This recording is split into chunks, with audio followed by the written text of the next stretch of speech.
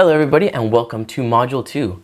I hope you're having a great day. I'm super excited you're here. So let's get started with everything we'll be going over in this module of OBS Studio for Educators.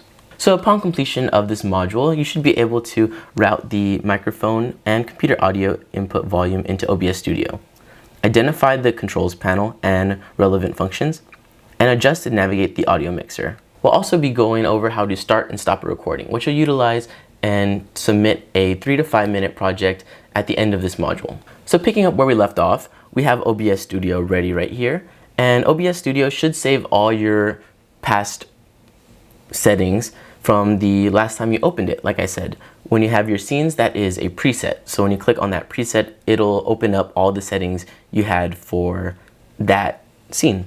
So now we're gonna go ahead and focus on audio. How to get good, crisp, clean audio into your digital presentations and screencast recordings.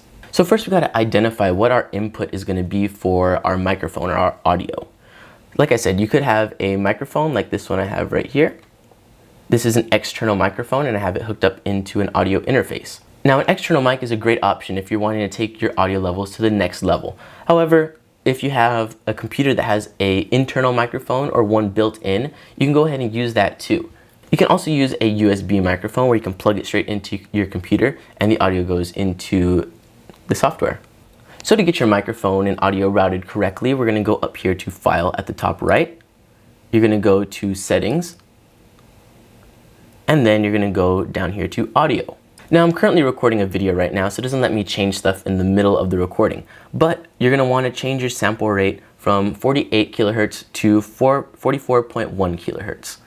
This will optimize your audio, and I noticed that this does have a better quality in my voice when I speak. Also, you're going to want to make sure that where it says channels right here, you're going to want it to say stereo instead of mono. Now the difference between mono and stereo is that mono is going to be having audio coming through from one side versus the other. When stereo means that you're going to have audio coming from both sides of your headphones. Like if you have headphones or two speakers, it's going to be coming out of both sides equally. So we're going to want that option as opposed to only having audio coming out of one side. Next, we're going to look at the global audio devices. So for desktop audio, you can go ahead and leave it default. Now where it says mic auxiliary audio, you're going to want to change this to your input. Now like I said, I'm using an interface. I'm using the Focusrite USB audio interface. So I have that selected. If you have a different microphone, like this is my built-in one, the Realtek one, that's the built-in microphone. If I'm going to use that, I go ahead and click it and it'll automatically pick up my audio from the computer. Now if you have a USB mic or something else like that, you can go ahead and identify it on this section. Go ahead and click it, and that will tell OBS that you want your audio to come from that source. Okay, to make sure that your audio is working, you're going to go down here to this audio mixer, and you're going to want to make sure that you're getting sound right here on your mic and aux. So I'm going to turn on my microphone, and as you can see, the mixer is starting to pick up volume. When I talk, it moves up and down.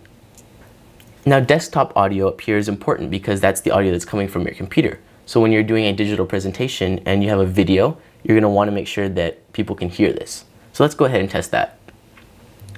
So I pulled up a video. It's like a little ad from my other YouTube channel. Now when I click it, I want to make sure that where it says desktop audio, that the sound from my video that I'm playing on my computer is having these bars across lighting up. That's letting me know that the audio is in. So let's check it.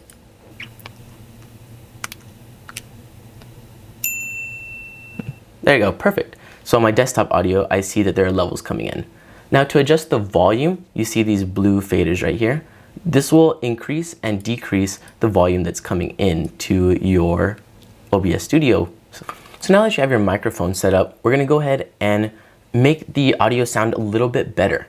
Now how we're going to do that is we're going to go to this little gear down here where it says mic and aux.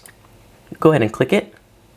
Click on filters, and it'll open up this little site right here.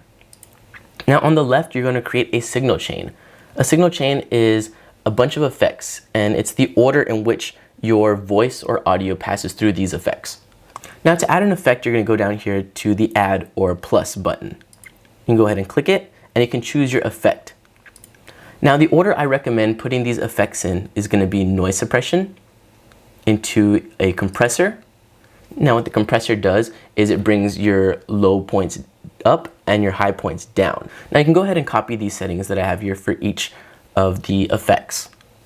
Moving on to gain, you can adjust the gain depending on how loud your vocals are. Now let's say I have no gain or negative gain, it's going to take away a lot of that input volume. If I move it back up, it's going to increase that input volume. Now find a good sweet spot because you're going to want to give yourself 3 to 6 decibels of headroom.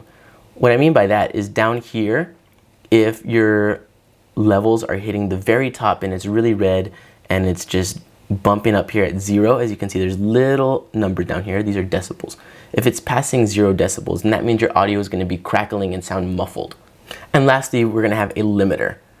Now what the limiter does is it makes sure that you don't exceed these decibels. So if there is, like if you sneeze or if you accidentally hit the desk a little too hard or you get real into it, it won't pass those decibels that you set it. So like I said, you're going to want 3 to 6 decibels of headroom. So I put -3.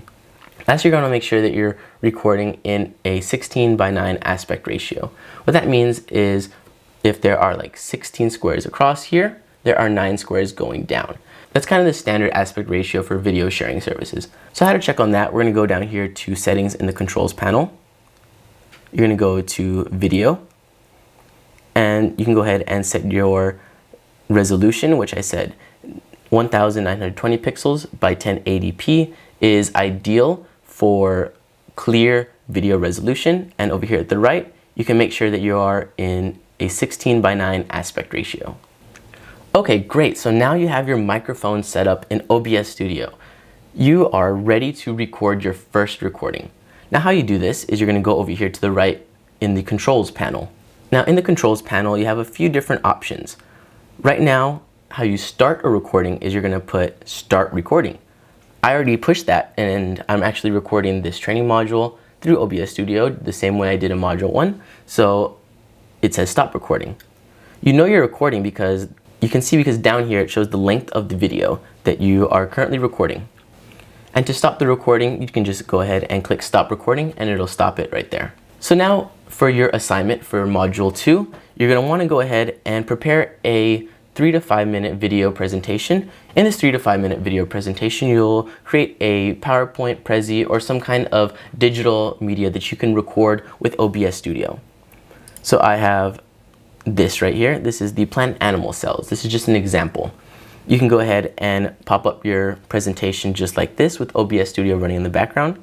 You can go ahead and push the present button and you can go ahead and present your slides. Go ahead and talk about it. Like I said, it could be a topic of your choosing. Just make a little visual aid to accompany your presentation. This is a great way to add more content to your online course. If you're using like Google Classrooms or like Edmodo or Seesaw and you want to add new videos to your classroom, or even use it face-to-face as a presentation that you can play in class for your students to review on iPads, this is a great way to go ahead and start creating content like that. So go ahead and start your recording. Think of something that you might want to present and do a little 3 to 5 minute presentation on it. After you complete your recording, you can go ahead and submit it to the website, the Canvas website, and then you can move on to your discussion and quiz for Module 2. Thanks for joining me. Have a great day, and I look forward to seeing you in Module 3.